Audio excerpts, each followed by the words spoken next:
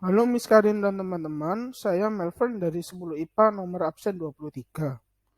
Di video ini saya akan melakukan summative biblical studies, khususnya presentasi tentang keluarga. Saya mulai dengan creation. Singkatnya, Allah menciptakan bumi dan manusia dan menciptakan keluarga untuk mengisi bumi.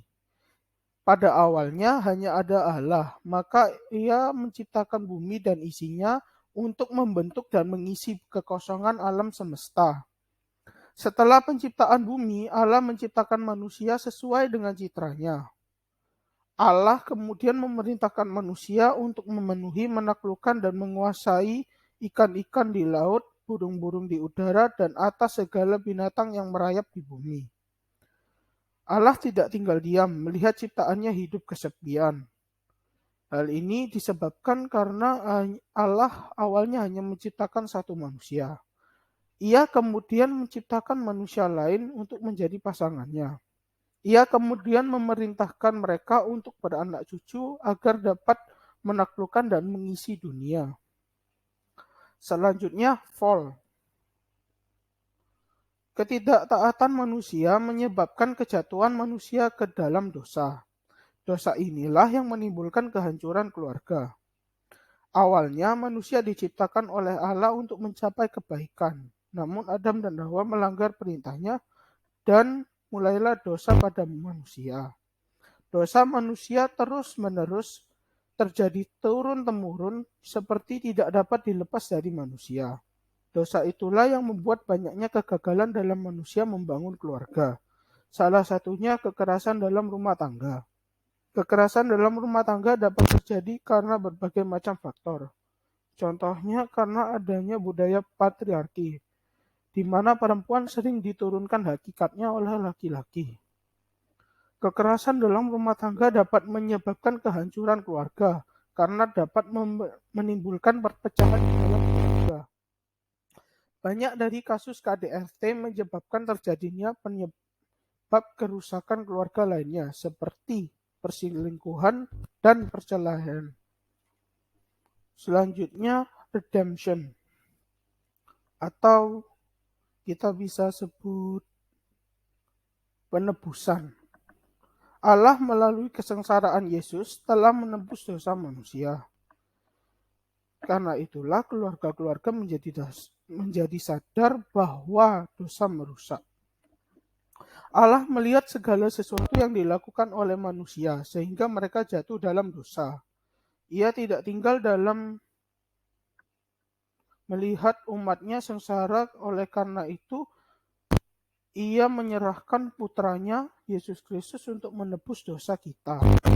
Penyerahan putranya membuat dampak besar dalam kehidupan manusia. Manusia perlahan-lahan kembali ke jalan yang benar dan mulai bertobat atas kesalahannya.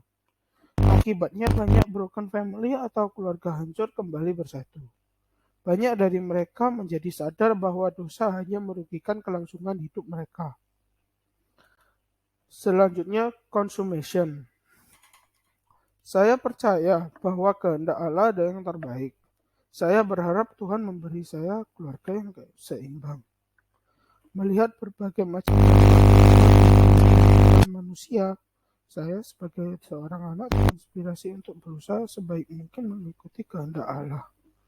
Melalui kehendak Allah, saya yakin bahwa kita sebagai manusia dapat memperbaiki kesalahan kita serta dapat membangun keluarga sesuai dengan tujuan Allah.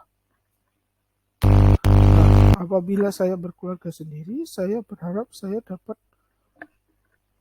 mendidik dan menjuruskan keluarga saya ke jalan yang benar. Selain itu, saya berharap agar Tuhan dapat memberi saya kebijaksanaan dalam memimpinnya.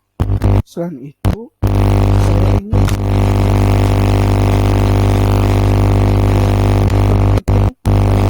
berjalan Tuhan dengan mewujudkan perintah yang telah Ia berikan. Refleksi.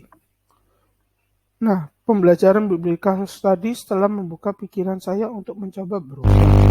Saya harus berubah karena dengan perubahan saya yakin keluarga saya dapat berubah menjadi lebih baik. Nah, pembelajaran BS saya sejauh ini telah membuka pikiran saya tentang mengapa Allah menciptakan manusia. Saya merasa bahwa orang tua saya telah berusaha sebaik mungkin dalam menjalankan peran-perannya di masyarakat.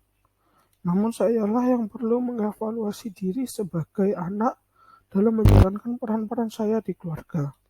Hal ini timbul karena saya rasa bahwa apa yang saya lakukan masih kurang untuk menjalankan peran saya di keluarga menurut Allah. Maka saya akan berusaha sering merefleksi diri tentang pilihan-pilihan saya agar keluarga terutama saya dapat menjadi sejahtera. Sekian presentasi singkat dari saya. Saya mohon maaf bila ada kesalahan. Terima kasih.